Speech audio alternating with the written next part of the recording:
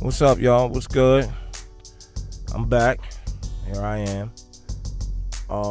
Had to take some time off for a quick second, but here it is. And as usual, there's some drama out here that we got to deal with, right? I wasn't going to get too much into this whole football thing, right? I watch football, I'm into that, right?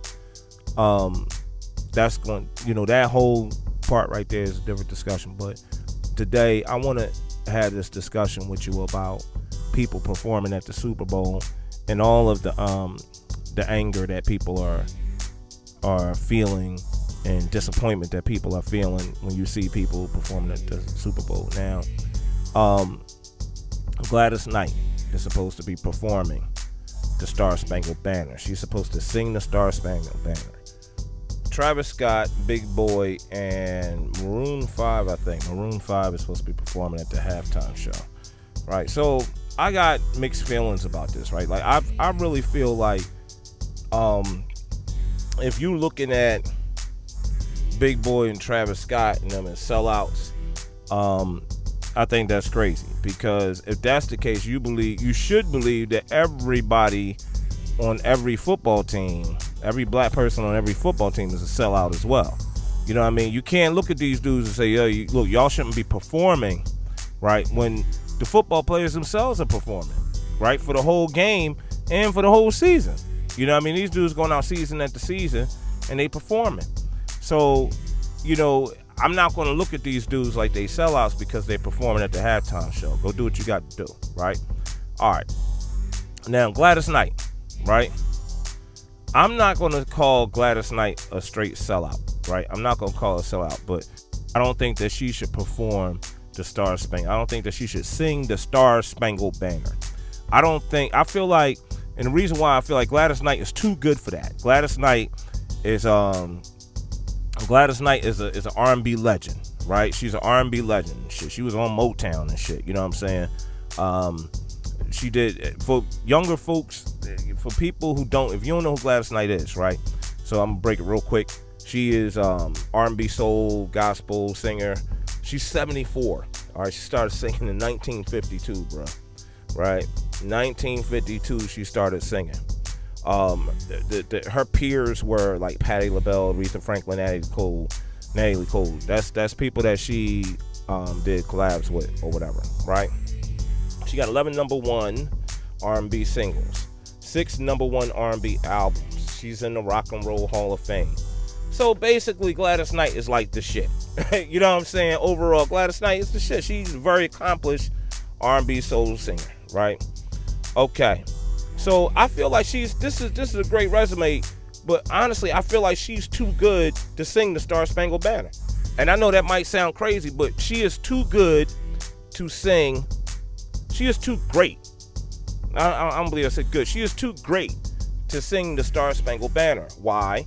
Because you got to look at who she is and what she accomplished, right? And then you got to look at the author of the Star Spangled Banner. So let's get into that real quick, because a lot of people know, maybe some don't know. All right, Francis Scott Key, slave owner, right? Some people knew that, some people didn't. A lot of people like, look, everybody had slaves back then. No, it's not true. Not everybody.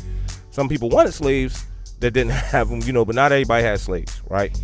So Francis Scott Key, well, he was a slaveholder, right? But to just simply call it that is an understatement, okay? Because he was a super advocate of slavery, all right? He was a super advocate of slavery. In slavery, when I say slavery, I'm talking about slavery in all its components, okay? Because, to just say slavery is to understate what it was, right? So let's look at the components of slavery. Let's look at the human trafficking part, the fact that people were just taken from families and shit and raped. People were murdered if they tried to disobey, they were murdered. Let's talk about the pedophilia. I mean, grown men were sleeping with little girls. Okay, let's talk about the physical and emotional abuse that came with all that shit. The forced unpaid labor for generations. Okay, that's the main components of slavery. Okay? So when you look at slavery, don't just think slavery. Think rape, pedophilia, human trafficking, physical, emotional abuse, and forced unpaid labor for generations. All that shit for generations. That's what when you hear slavery, that's what you should think when you hear it. This dude was a super advocate of slavery. All right? Francis Scott Key was a super advocate. He was a staunch, steadfast white supremacist. All right? He was a staunch, steadfast white supremacist, super white supremacist, right? He didn't believe in American values like that, especially the freedom of speech. He didn't believe in that. You know, like, he didn't think that people could read what they wanted to read. Like, if it was a book around, if it was a book that wasn't, you know, I guess that he didn't agree with, or what some people didn't agree with, he thought that the book should be banned. You know what I mean? This was not a dude that was into the American value of freedom of speech. All right. There's a case, United States versus Crandall. Mr. Key was a district attorney, and he prosecuted Mr. Crandall. What did he prosecute him for? For possession of abolitionist literature. Okay, so this dude had books on abolishing slavery. Mr. Crandall had books on abolishing slavery, and your homie, Francis Scott Key, prosecuted this dude and wanted the death penalty. The death penalty for this dude having literature about the abolishment of slavery. Super, super pro-slavery dude. If you even read about that shit, you should be. If you read about the abolishment of slavery, you should be hung. That serious of a super advocate of slavery and all its components. Here's one of Mr. Key's quotes. Africans in America are a distinct and inferior race of people, which all experience proves to be the greatest evil that afflicts a community. I'm gonna read that shit again.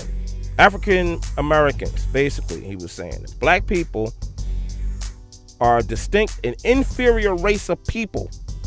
A distinct and inferior race of people, which all experience proves to be the greatest evil that afflicts a community. That's your homie, Francis Scott Key. That's what he wrote, right? There's an article on the SmithsonianMagazine.com. SmithsonianMagazine.com. And in the article, the author asks, does it matter if the author of a powerful and inspirational composition in the past held views and did things which we would not agree with today, and which we would consider anti-ethical to the very American ideas his writing professed? That was a deep question. You know, basically, if somebody was a great writer, they wrote a great inspirational song, right?